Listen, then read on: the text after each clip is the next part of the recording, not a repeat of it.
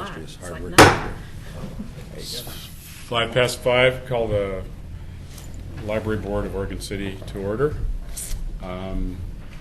Those present are D. Hildebrand, Don Wright, Fred Haynes, Dan Millard, and Jan Wallander. Jen, thank you, and Maureen Cole. Okay. Rule the minutes. Has everyone had a chance to read them? Okay. I don't have one small typographical correction. It's a director's report, Okay. but that's it. Otherwise, I move that it be accepted as amended. Second. Okay, all's in favor? Aye. Opposed, same. Okay. Carries.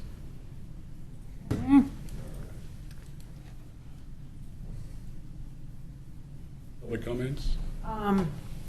I forgot to put communications on this agenda, Communications? but we can just do that as regular at the Yeah, we can end do it of the at the thing, end. so. Yeah. Okay. So, you report, huh? Okay. So, statistics,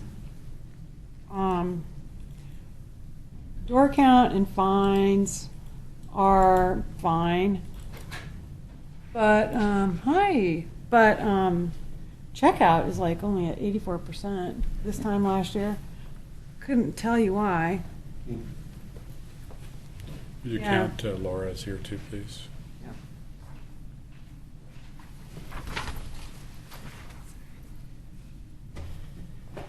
So, we had the same, so that means the same number of people were coming through the door as this time last year, but they were Mhm. checking out fewer books. They're reading the mayor there or doing papers or it's Right. interesting. Yeah. Exactly. Yeah. Or they were kids coming to story time, although the kids coming to story time tend to check out books, but Mhm.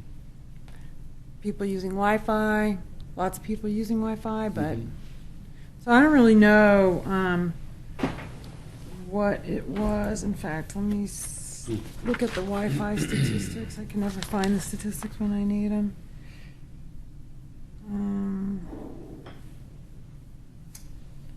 Public internet was up a little bit. No, it was down. No, yep, it's down a little bit. That makes sense since we have like 2 fewer computers. But I don't even see it on here. I know it got printed. I know I added it.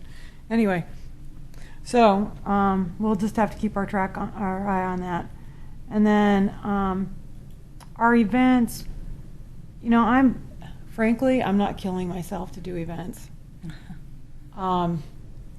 We have our book club like every other month. We have our film every month. Like in January, I think we're going to have plenty of events because we're going to have an adult craft. We're going to have a event for encouraging parents to bring their 4th grader to the parks. And a couple other things, but it's a lot of work to have events in that building, and especially as we get closer and closer to the transition time. Don't expect a lot to be happening over the summer, for instance. Mhm. And into the fall. It's like, yeah, we're just going to be like busy figuring out all the move and all that stuff. So I've been thinking about that, and definitely we'll probably do events up until like April or May, and then we'll do summer reading. But a lot of that happens off-site. So, yeah. So anyway, so everything considered, I think we're doing okay with, keeping up attendance and keeping up people coming into the library. And the only other thing I really wanted to report was I had my evaluation today, and you'll be glad to know they've decided to keep me on at the city. Hello. Good. Congratulations. Thank you. And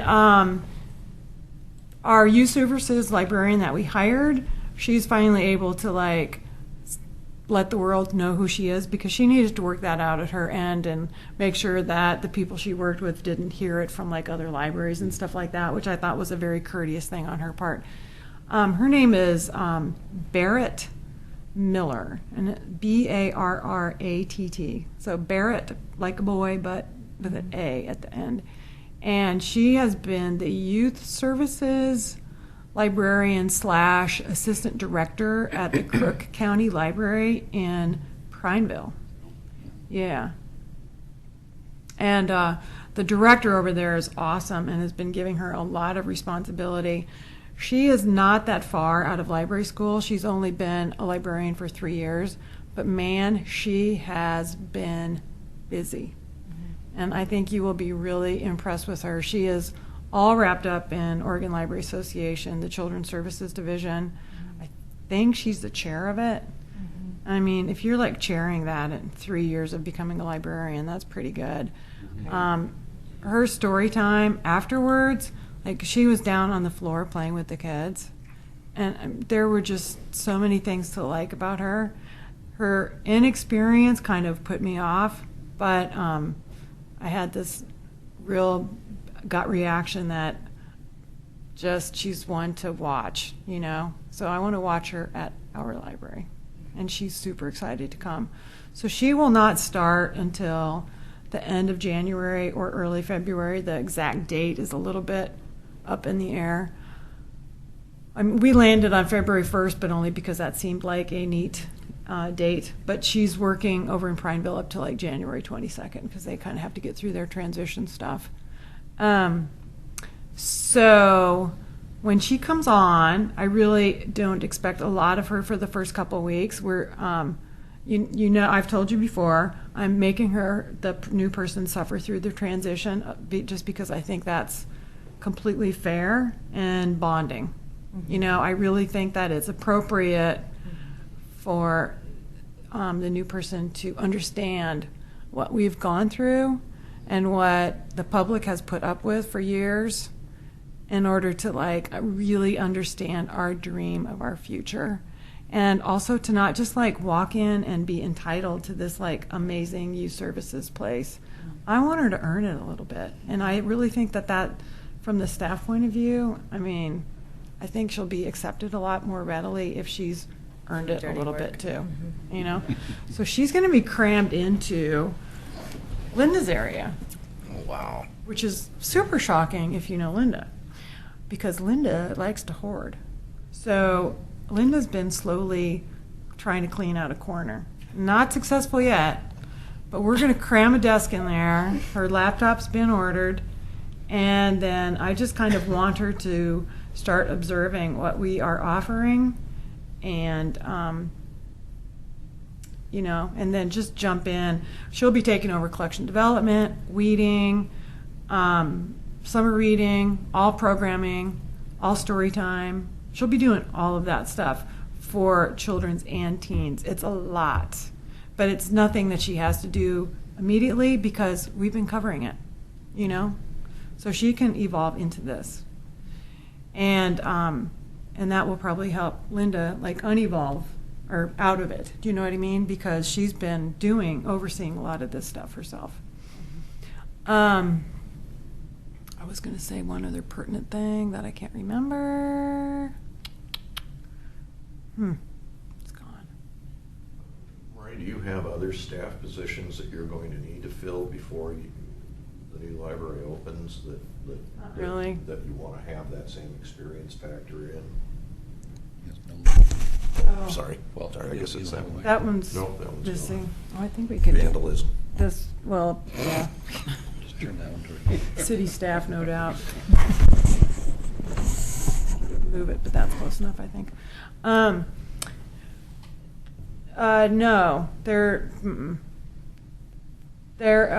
what I am going to be doing is I'm going to be, so she's a youth services librarian, and right now we have a reference position, but what I want to create at some point is a balance so that we have an adult services position and a youth services position, and they both kind of oversee kind of equal amount of territory in there. there will be shifting of tasks through time, but I don't really need to bring anybody on board, new on board. But what I was going to say is, probably not uncoincidentally, one of our longtime craft and former Storytime people is retiring again for the second time on January 1. And good self-awareness is what I say. Good self-awareness of what you want to do with your life. Yay. So the changes are starting to, the dominoes are starting to tumble, which is exciting. And then the other development is RFID. So Link hired a consultant to do a report, and you've heard all this stuff already, for the entire system.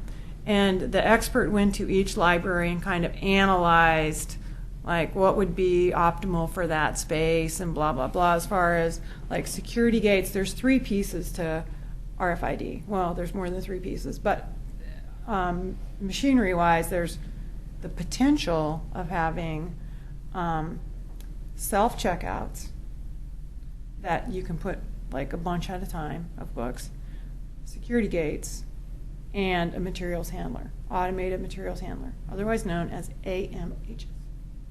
AMH. Now you know what it is. That's the potential. You don't have to have all of the above, but what everybody probably has are the self-checks. Whether they do the security gates and the conveyor belt thing or not is kind of up to them, and whether it works.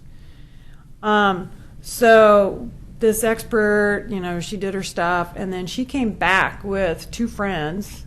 And I didn't design all this, so I didn't know what was really going to happen. And they set up 3 days of training. And we're like, wow, that's a long time to learn about RFID. Wow, we're really going to know how to work those parts, Well, that actually was not what the training was about. The training was about kind of thinking about if your staff is not doing check-in, check-out, what are they doing? Why are you spending all this money on technology? What is it for? Is it a fancy new expensive toy, or does it really improve patron service and patron experience? So like, how are you changing what you're doing in order to make this really big purchase worth it for the patrons? Because it's really all about customer service and patron experience. That's why we are there. So it was 3 days of talking about that, and people from all over the county came, and you could bring who you wanted, but it had to be limited to some degree. But we brought 5 people. Me, Judy, who's in charge of circulation, Denise, who's like kind of second in command in circulation. It's a very unofficial thing, but she is. Michelle, who's the IT person, and Betty, who is the technical services person, because there's many working pieces to this. So when you start with RFID, you have to put a little RFID tag on every single thing you own. So before you do that, you weed your collection. Well, fortunately, that's what we've been doing, because these things add up to money, and you only want to save it if you really need it, right? So you weed, you figure out how to tag, and then the entire county has committed to at least tagging all their items, and that's like no cheap thing, depending on how many staff hours or people hours you can hire or whatever you can do a week. It's going to take like each library 2 weeks, 3 weeks, whatever, right? And that person, the expert, did all those kind of calculations for us in this nice little spreadsheet, and we could go with like in-house, and it would cost a certain thing, and she based that on kind of like a standard wage, or we could go through third-party vendor and outsource it, and then it would cost twice as much, but it would take less time, and we'd be happier, and it's like remodeling your kitchen while you're still living there. Do you want to still live there, or you want to get a hotel room? Yeah. Right? So something like that.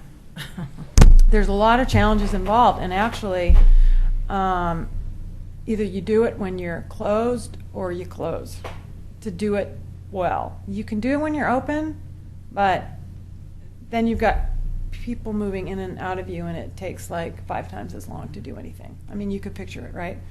So we had all these conversations about that, and then we had all these conversations about, well, like, if your staff had time, what would they be doing? And what can the link system agree on, and all that kind of stuff. So it was super interesting, and I really need to like sit down with Greg Williams, who is our network director, and we'll kind of organize this whole project, and then get back in touch with this expert, because she's given us a ballpark figure just for the automated materials handler, which is more than our budget that we set aside for all of the RFID.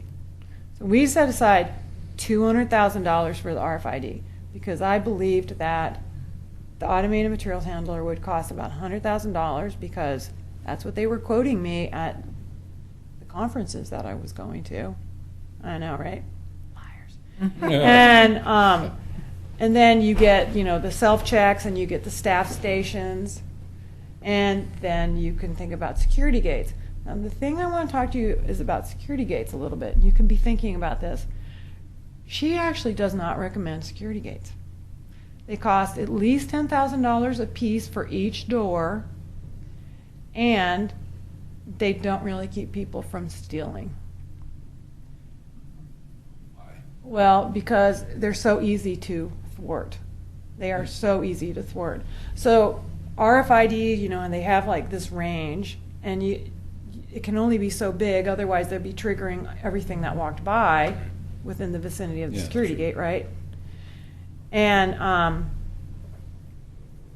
basically, if you really want to get around it, all you do is you go on the internet and you like find out that you can like stick your DVD inside like one of those balloons, empty balloons inside your backpack, and you just Mylar walk out balloon. and it's not going to detect it. I mean, or you go to the bathroom and you like strip the tag, the page, the page off of that or whatever. I mean, if people want to steal, people will steal. That's right.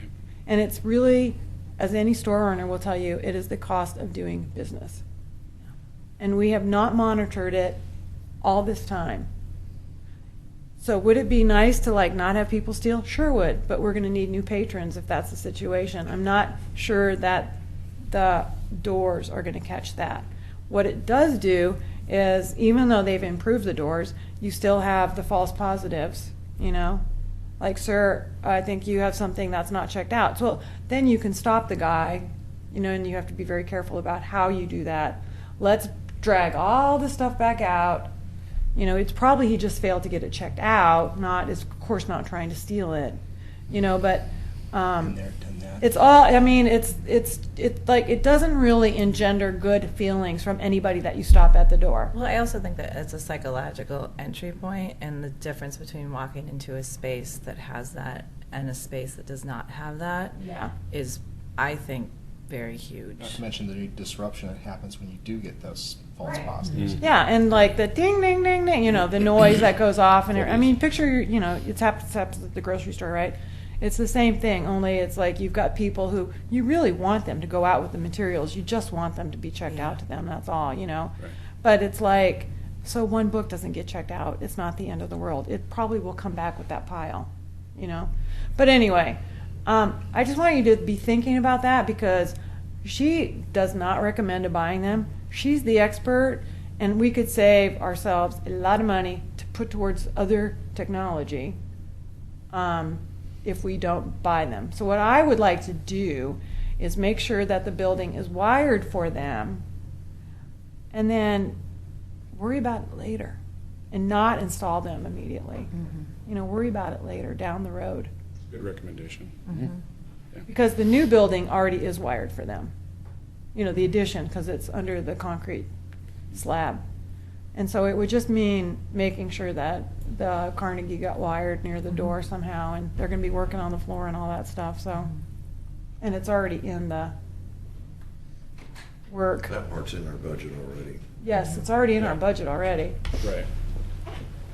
So I don't know if you want to just like, if we need to make a motion on that, or I think we need to recognize that this is like, the board is aware of I think the board's aware. I'm not sure you need a motion. You might just a recommendation to you that that's what happened. Okay. You move that we recommend what she just said. Right. Okay. But you're Well, I still, wonder you're, is there other issues inside that RFID budget that we're going to need to talk about further here at the board Well, okay, so, in the future? I mean, yeah, not today. so just to like back up and give you a little bit better picture though. So she gave me this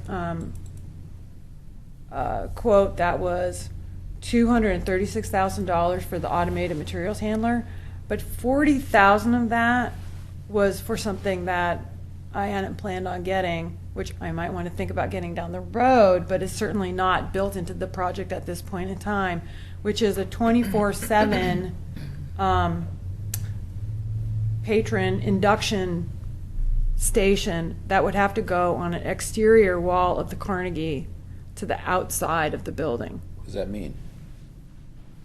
A patron induction system? That means where you drop off your books. Yes. Yeah, that's all. But you don't get sucked in. Well, No. it sounded like you did. No. So it's just like, one of the little conveyor belt things. And depending on which vendor we end up going with makes a big difference on like how fancy that little point is, because they can come with smart screens to tell you all kinds of things like, please do it one at a time. It can come with a voice. It can come with all kinds of things. But we haven't made that decision yet. But she was going very high so that it would be like, the Cadillac of whatever, and it would have all the options that she could think of. So that's why the estimate is so very high. So we're probably, we don't know what vendor we're going to do. And we'll probably get a deal because we'll all do it together. Whatever purchase we made will be like a group purchase through the county. So, so she started really, really high, and we may need to talk about it down the road, but like already, if we don't do this exterior 24/7 thing that she put in there, saves us $40,000. If we don't do security gates, that saves us $30,000. So I mean, you can see that this is like a fluctuating number. So yes, we'll have to keep talking about it, Yeah. but I'll have more information next month as we go along. What about the maintenance of this? Yes, there is an annual fee. Yeah, I would think. Yeah. And the good thing about like doing it as a group and going through the county is then that the contract can be with the county, and they can oversee all the, basically they're the liaison out to this vendor to make the phone call that the fix-it guy shows up at my doorstep. And so then I've got help with all that, and it's not just me. Right. Yeah, which is like Exactly. way, way, way better than, because the county network office is more supportive right now than they have ever been in their entire existence. I mean, the people they have working for them are amazing, and they are really doing everything in their power to get us all fully into the 21st century and be as supportive as possible. And that includes training, it includes support on everything that we have through them, in addition to like procurement and all kinds of stuff. So I mean, they're rock solid up there, and their supervisor is rock solid, and we're in really good shape with that, the county support coming to us for the libraries. So yeah. So yeah, ongoing conversation. Okay, recommendation to agree to my recommendation. Okay, I like it. No, security gates, now, wiring. Okay. You can see my partner in crime is not here, so I have to do minutes. For them. Okay. All right. So that kind of started getting into the building thing, which was not until later, but kind of more complex aspect of it that. Well, I have a question. How's the county, as you say, the county's being more supportive than ever, how, it's still the tax base that's providing the county the funding to do this now? Or is it? No, in the IGA, the county agreed to provide, if they could get out of the library business, they would support the libraries through this kind of software, hardware support. They would have. And the book circulation. And the book, yes, and the materials movement, which is huge. And so they fund that themselves. That does not come out of this district funding. I see. They pay for that themselves. So the district funding is dispersed, all of it, to the libraries, which is awesome. Well, that's interesting, because they could easily have turned the other direction. Well, but it's written into the IGA. Okay. I mean, the IGA could have been written differently, but that's what everybody agreed to, so.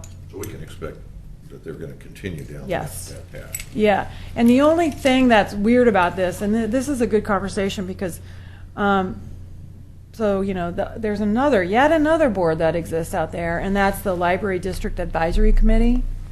And I think, didn't we agree you were going to be who was going to be the liaison to that meeting? Or did we not agree on that yet? we did. Did we start having that conversation about how? I remember when it came up, but I don't remember the results. Yeah, I think you brought it up. I don't think you were at a point of Yeah. feeling that we weren't ready to appoint anybody or find a. Yeah, I think I talked to Tony Conkle about it, and he said, well, if that's the direction it's going, you may as well. There's no reason not to appoint somebody. It would be somebody from the library board and me who would go to the meetings. Somebody from the library board would be the voting member. But they're the people that kind of intersect with the funds. And they also have a lot of questions about the IGA. And the IGA is really interesting because it's like some of the things that the network office is supposed to take care of was written in language that is now like, you know, kind of sounding a little archaic, but they just take it to the next level of whatever the technology is and infer that. You know, they're you know, not going to stop doing something because it's just changed format or changed how we do it or something. Yeah. So they're really good. So I think the committee is, I mean, the county is very committed, but it makes this LDAC, we call it LDAC, like a pretty important, position as well because of that IGA. How often do they meet? They only have to meet once a year. Oh, there you go. But we've decided we need to meet more like once a quarter or something. Yeah, sounds pretty And the other really, really tricky thing is with LDAC is that it was made up recently. Like, the city could decide who to send. So Oregon City just sent me. But like, if my city was doing something with district funds that I didn't like or that seemed against the IGA, it would be really hard for me to like vote against my own city. Like, I'm supposed to support the city. So like, what, you know, comes first should be the library, but and there have been people placed in very, very, very tricky positions because of that. Excuse me. At these meetings.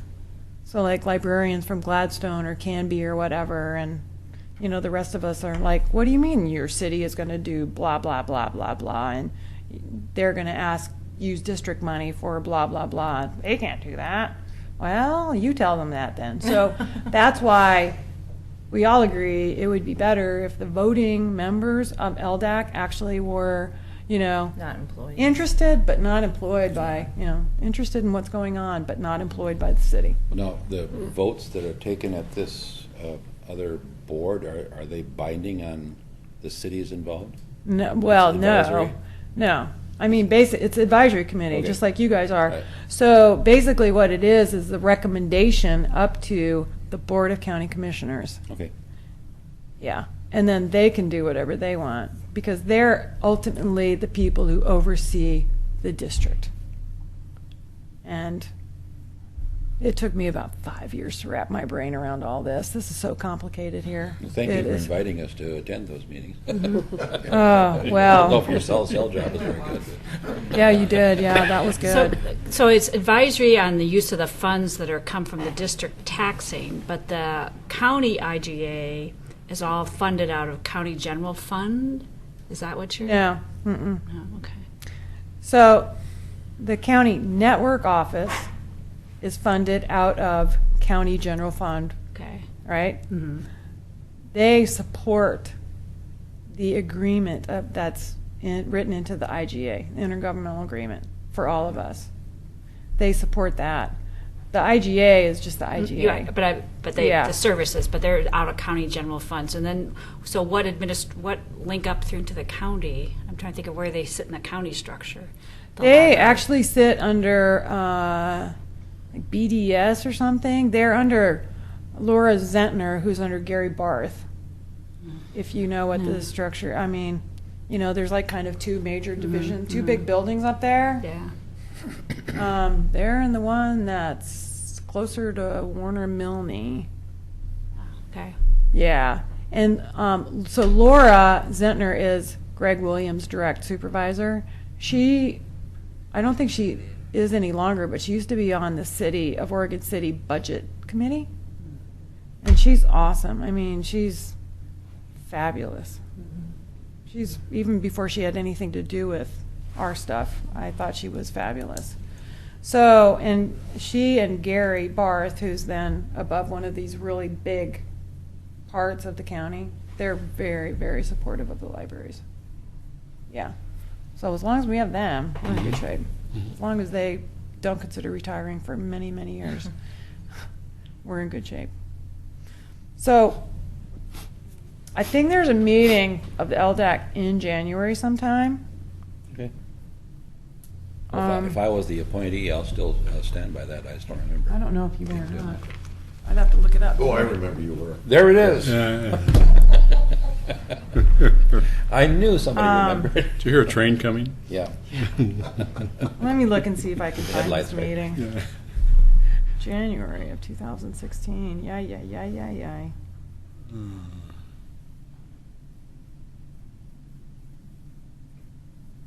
I'm sure I can't find it if I'm looking for it. Do you know what I mean? Well, you can let me know later. Yeah. Well, I'm just thinking that it's not so much when. Oh, but there it is. I did find it. It's on Thursday, January 14th. I mean, it would be nice if we could verify to Don that he's like the person that you want to Anybody send. else is welcome to volunteer. Well, I'd make a motion that we reaffirm the previous appointment of Dawn being our Can I do my royal wave? There's a Our affirmation representative motion, to and there's a second. All those in favor? Aye. Yeah. Opposed? Oh, Same. DA. Who was the second? Dan. Yeah. Deanna DA. What did Thank they- you all. The vote of confidence. To LDAC. Watch out for the bus. Well, that'll be, you can report back in February and Yeah. let these guys know what is going on about that. I think an interesting comment is that us and Canby are out there ahead of the rest of the pack on putting in capital Yes. facilities. And so anything that people talk about, we want now, and other people may be thinking 3 to 5 or 10 years.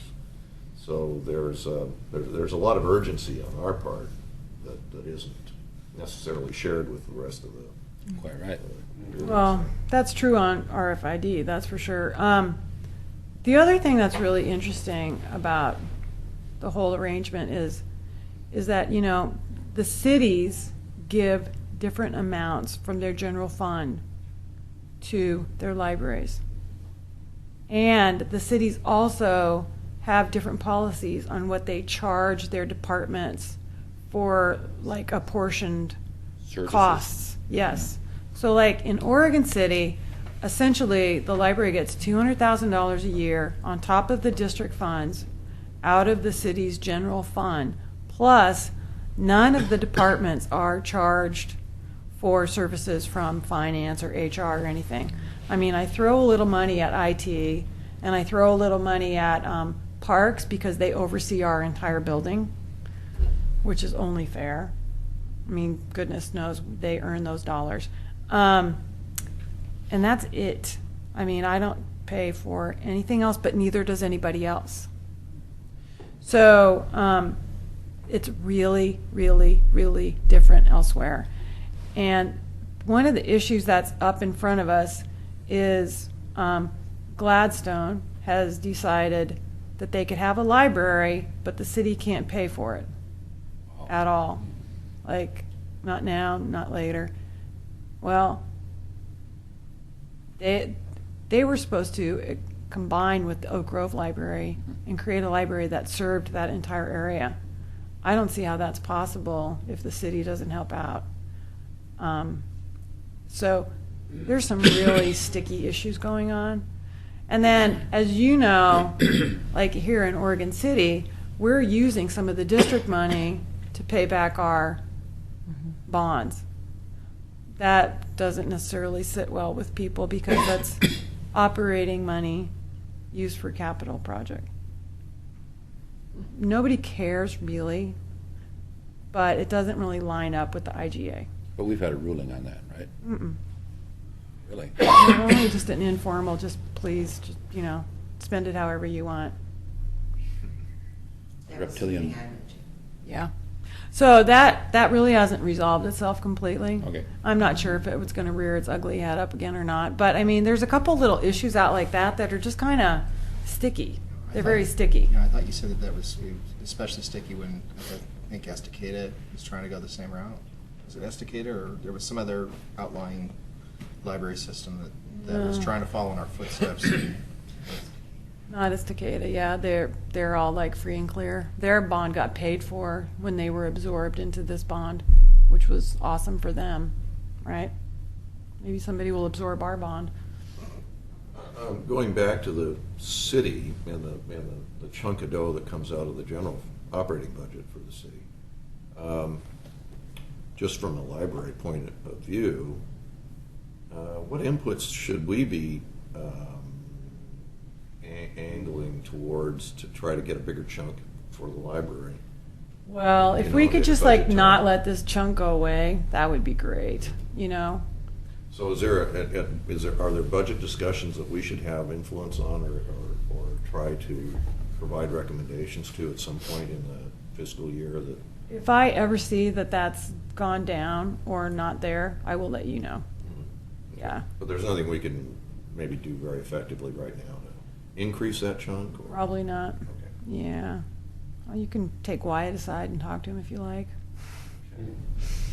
So, okay. Because this next 10 months really is a great time to pump up, good feelings for the library. Mhm.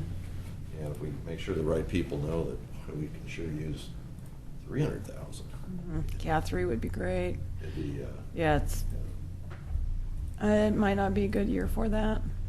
There's a lot of PERS and other costs that are going up that, you know how it is. It's just the people costs. but we don't want to be reasonable about this. We want to be all passionate about I our know. money. Yeah. So that's another thing to keep in mind. When does that usually happen? Well, we're in a biennium cycle. So we're in this January. We don't have to redo our budget. We just have to kind of update and report. So, like the finance department will do stuff, and the rest of us will basically do nothing. It's awesome. So we get to do that every other year. So really, it'll be the end of next year. when Yeah, any- where if we any- want more, then that would be it. Any Yeah, effective- right. Because this year it's going to be the same for Yeah. next year is already planned out.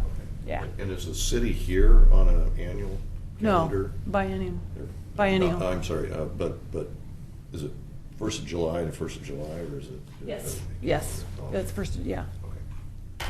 Yeah. But we typically start after Christmas to think about that whole. Okay. Yeah. It's like first you get through evaluations, then you get through, which is December, and then you get through Christmas, and then it's like budget. So it's really nice to have this biennial cycle. Really, really nice. All right. Anything more on that stuff? All right. So library board appointments. I sent you the email. Right. We're stuck with DA. Thank you. Yay. We're happy to be Good. stuck with We're DA. happy. 4 more years. And then Scott Edwards, will start in January, and who will take the place of Fred, who is leaving us. Thank you so much. Well, thank you, and I appreciate the opportunity to serve on the board, and I appreciate the opportunity to serve with all of you and to get to know all of you better. And it's been a fun time, and I've enjoyed the work that we've done. And I'll be around to observe and watch and be here for. And you should, yeah, And maybe you never know what else I'll get involved with. But good. so. Well, you should feel very, very good about being on the board while we were able to get I do. like so much That's done. a good feeling. That's yes, pretty awesome. It is. It is. Yeah. You'll see some of me around events, and I'm going to enjoy the new library myself. So, yeah, I'm going to come. Oh, yeah. Yeah, And Fred, thanks for sharing this. oh, you're welcome. I don't mind doing it. I've chaired so many boards and been on so many boards. He thinks it's fun. This is his idea of fun. Okay. Well, you can come back too. You could always reapply next year if you wanted to. If you just can't stay away from us, Well, you never can know. I'll think reapply. through it and see what's Yeah. going on. Yeah. Sometimes. That may be kind of interesting with the new library up and running. Yeah. Mm-hmm. It will be. Mm-hmm. Yeah. I just have enjoyed working with everyone, so it's been a fun time, and I've enjoyed the project we had to try to get a new library and see that it. I like to see things come to an end in a good way, and projects get completed. That's Very exciting. yeah. Well, thank you very much. Oh, you're welcome. Mm-hmm. Speaking of the building, Mm-hmm. Move to that. let's see, what did I even say about it? I just started writing this thing, and I was like, oh gosh, just be easier to talk about it. Don't have any active piece of paper here. Either. There isn't. Like there is one. I wrote some notes. Oh, well. Well, anyway. So,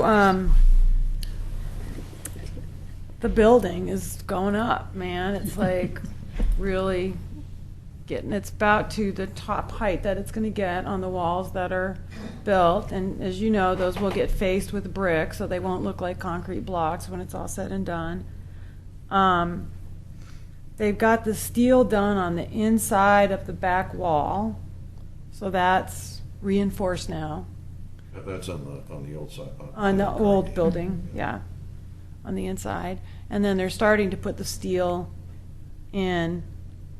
inside the framework of the building on the slab.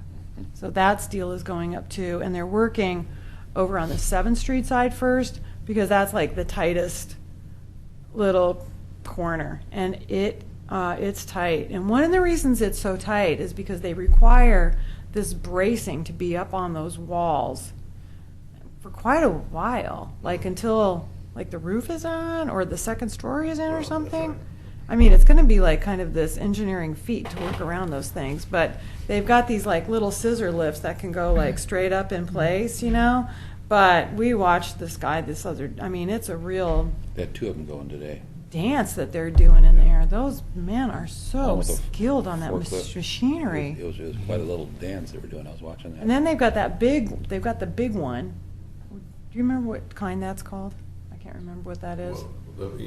Well, big one. we call it a snorkel lift, but that's just one brand. It's kind of like Okay. a printing machine of Xerox. Okay.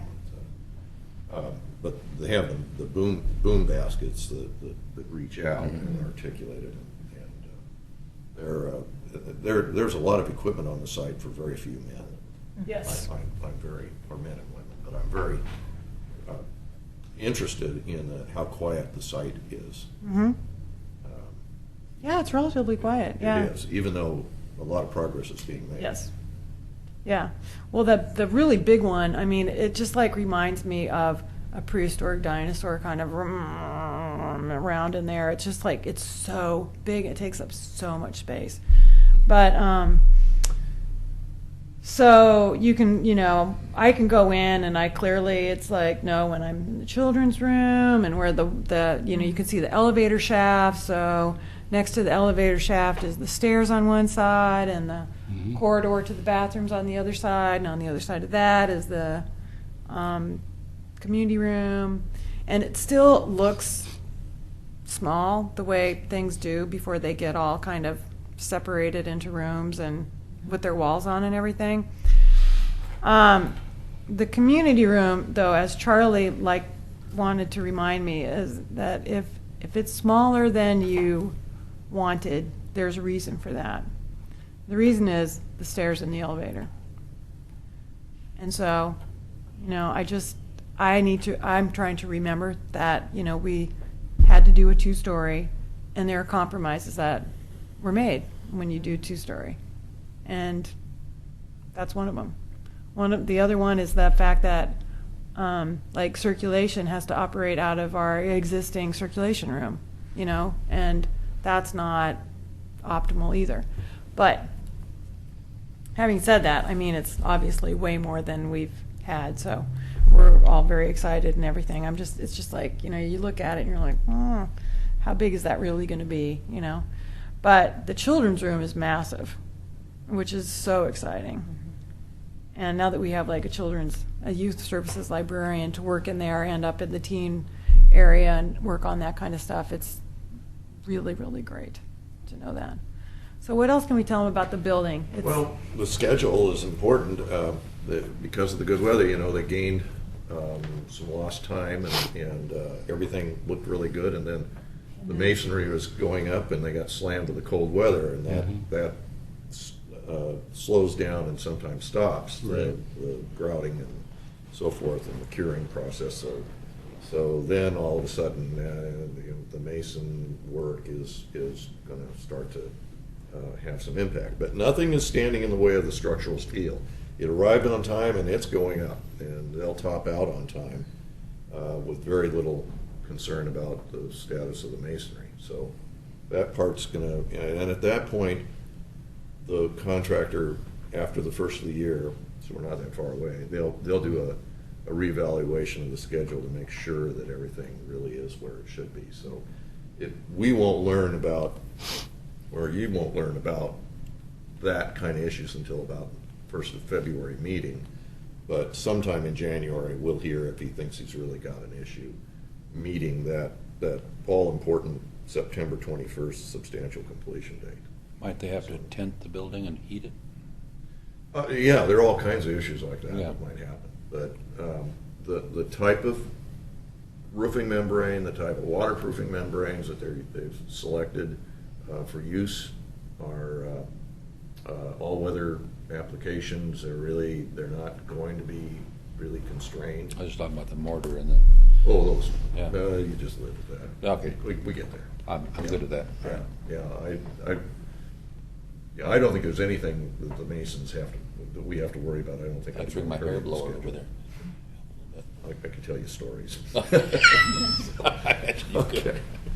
But so schedule-wise, I'm pretty confident that and we are not seeing the site flooded with people. So we don't have men standing on top of each other trying to work.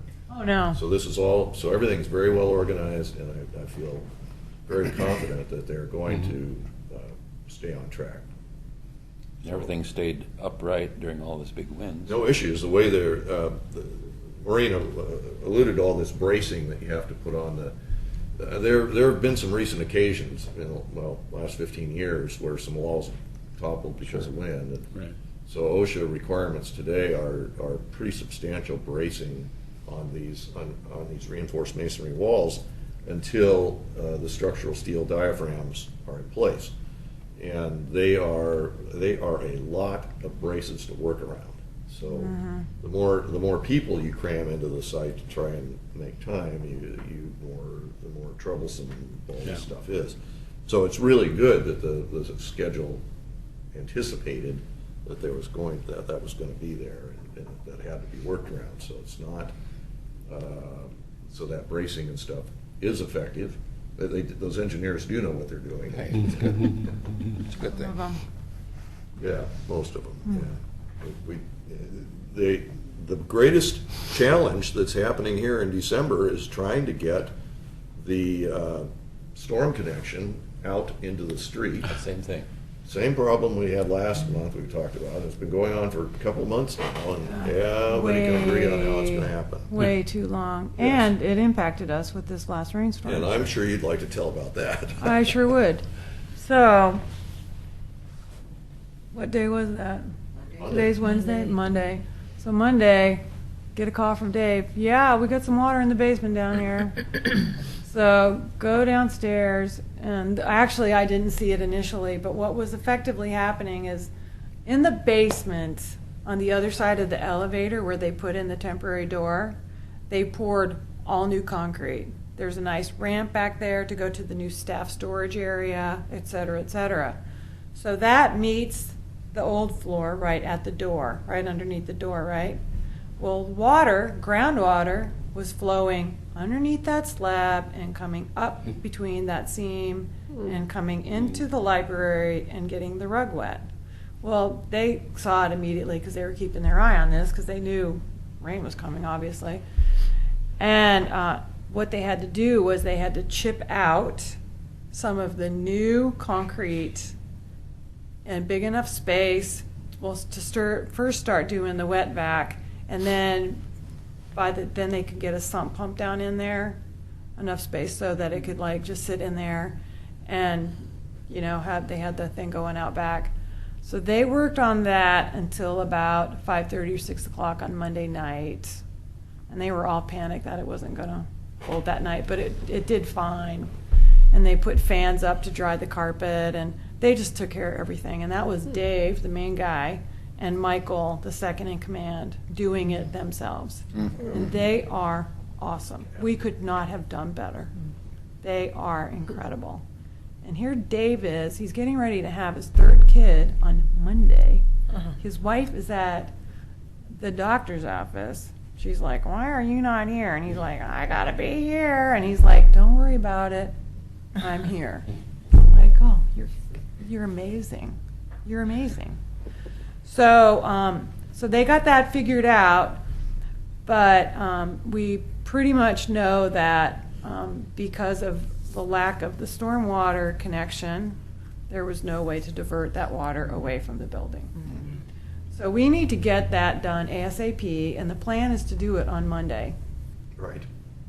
Which goes right up to the very deadline, because what happens is the asphalt then, which needs to be laid on top of that, the asphalt plant closes on Wednesday. I see. For the winter. For the winter, yeah. For Christmas. Not for Christmas, for the winter, because it gets too cold to Yeah. do the asphalt. So yeah, Monday. so Monday. So this is the one where they still don't know. Yeah, Yeah, they, that's right. They think, yes. We're still hoping so we're hoping on Monday that they have figured out. they still could run into problems. Yeah, they still, because they think they know what's under the ground, but until you get down in there. It could be worse. Got one word for you. Vernonia. Oh, what happened in Vernonia? Have you seen the flooding in Vernonia? Oh yeah, well I've seen the flooding. Maybe not this time, but a few years ago. If I it's think- still just as yeah, bad. If I remember right, they're showing City Hall and they're showing the library. Oh, Vernonia. gosh. The water's right up to the lower shelves. It's like, oh no. And they're wicking. Oh, I heard about that. Yeah. It's like, oh. I That's just ugly. want to cry. Yeah, that's ugly. Yeah, no, we're completely dry. Yeah. I mean, well, we also had an interior leak that kind of started up and then didn't start up, which I think is actually holding pretty well. Good. We do have an HVAC that's not working, and of course, we don't really want to spend a lot of money to keep it working, but it is winter, so we've got to do something. That guy's not calling back. And then I swear we have a serial toilet plugger on the loose out there. Somebody who just cannot stop themselves from Stopping putting foreign Oh, objects one of into those. toilets to see if they will, yeah. So, let me tell you, I know, I wrote Tony this long email, just want you to be aware of our little building issues over here. Yeah, so, but, I mean, it's, everybody's having problems right now. We're in good shape, because we've got Dave. Hey, Dave. Yay, Dave. Dave's a rock star. Good. So, yeah, so I mean, I'm just trying to make sure that everything is coming together kind of at the right time, but we are starting to get into that territory where it's getting closer and closer, and like RFID may not all be in place because I have to work within the framework of the county and the rest of the people in the system. We may not have it completely ready for when we open in September, October, whatever it is. But we're still functioning as a library, so we will still function as a Sure. library. Sure. I just don't want to buy like extra things that we don't need, that will be obsolete in like 9 months. That's what I'm trying to avoid right now, so. It's all good. Staff morale is still good. So, I'm sure you would have wanted to do something different, like vacate the library, if I told you that what you had to go through Monday is typical of what you're going to Yeah. see and enjoy as an experience during I- construction. Yeah, I still think it's awesome to be there. I really, really do. I do too. I think it's the Yeah. best thing to do is to live right through it. Yeah, Sure. yeah. Yeah. It's all, this too shall pass. Yeah, Yes. it's- Growth experience. yeah, it's a great experience, and it's really good for staff, and Said the bathroom plugger. yeah, ugh, that's annoying. Every place experiences metal midgets like that. So. I know. As we all say in the library world, if it only weren't for the patrons, we'd be in good shape. Yeah. So we have communications. Communications, we're adding right now. Hey, before I get to the microphone, yay, team. I am so excited. Let me tell you. Go down the street and see the library coming up and up and up and up and up. But the communication is somewhat from the foundation. DA, you can give your point of view or your info, Well, whatever. I've got why don't I hand out the draft of the. All right.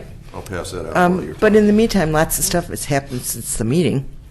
At the last meeting that Dave's given you the draft for, that we were presented a check for $2,500 from the Optimist, which they told us was the largest check they've ever given to Wow. one group. I wish I could have been there. Yeah, it was really exciting.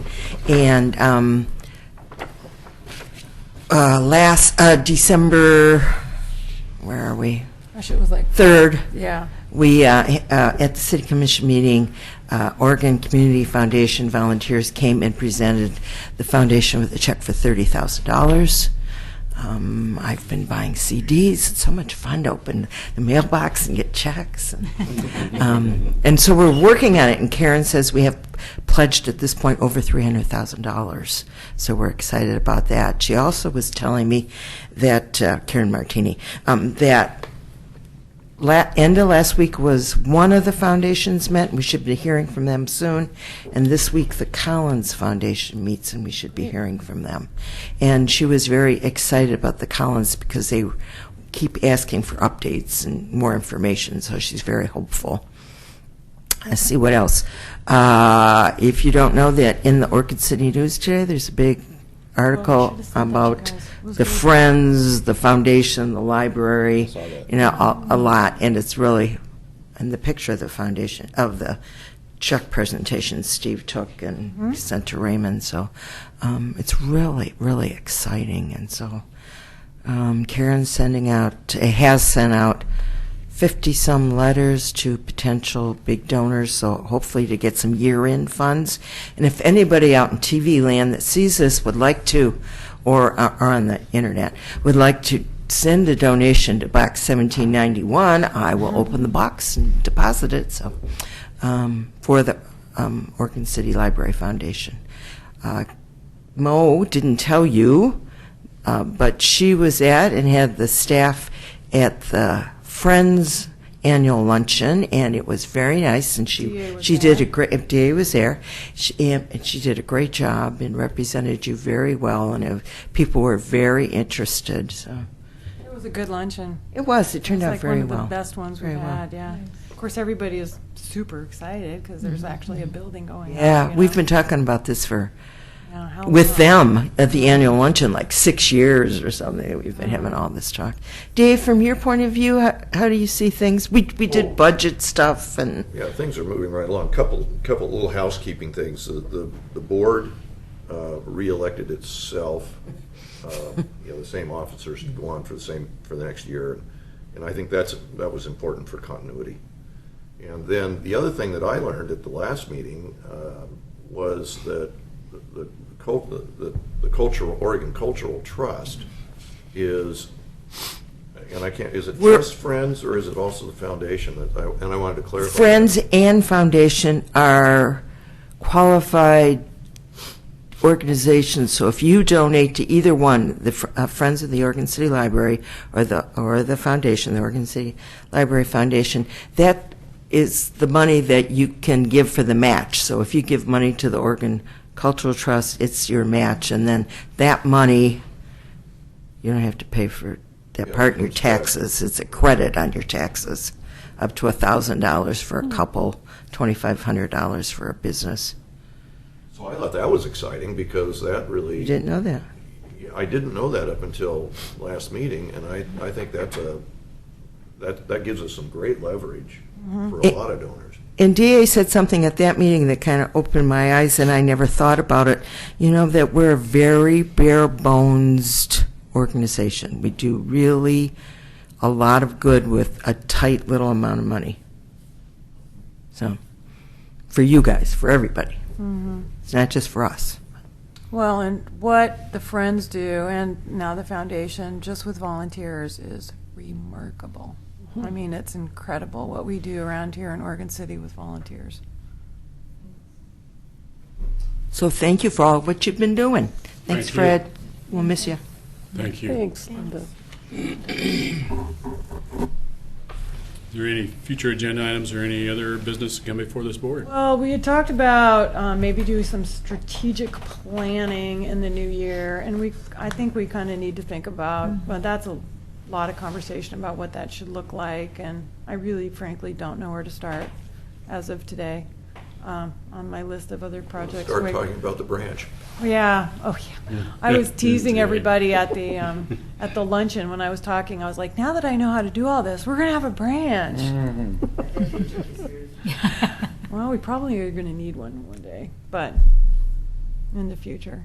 But anyway, It's a nice big lot up near Fred Meyer, yeah. Which one is that? where the Elmers used to be. Oh, yeah. You know, that actually had plans at one point in time, at least, when I looked into that. I don't know what's going on with that now, It's but just a big empty lot right what about the next big to it. Kmart? Who Well, when owns we it? looked at that, I kind of checked into that, and there was something that's supposed to go in there. Yep. So it wasn't available. It may be available now. Right. You know, don't know. I'm busy. Things change. I'm busy now. Yeah. Okay. It I'm might not be sure available, how- but I'm busy. How would we go about, as the board, I wonder how we would go about kind of organizing a strategic plan for the future of Well, Oregon City Library? how about this? How about if I get in touch with the state library and ask them for some help with strategic planning or just some resource material on strategic planning for boards? That might- And see that what might be useful. our starting point, Mhm. a starting point A good might be. place And to that would start. give us some information anyway. That article you sent us, they started with a survey of the community. What do you want? You know, I think that's always a good idea, to ask your citizenry what's important to them. Mm-hmm. We might think it's this, they might think it's that. So Well, yeah, and that goes into also like the topic of community engagement and blah, blah, blah. It's really, really important. I'm going to be going to the Public Library Association meeting in Denver in April because, as you know, I can get a two-whammy thing for that. But the Harwood Institute has been doing lots and lots and lots of work on community engagement, and I am going to go to that pre-conference. And so, I mean, I'm not suggesting we wait until then. I'm just saying that, yes, it can pull in these other pieces that are very important, as you say, Dawn, of survey and Well, we open our doors finding in out. September, right? We, Yeah, you're really gonna be walking through the new doors as early as June. well, it depends But- on when the addition gets done. It's supposed to get done at the end of June. We're going to need to close and move things around. Mm. So, could be early July, but right in that little time frame, you'll be walking into the new building.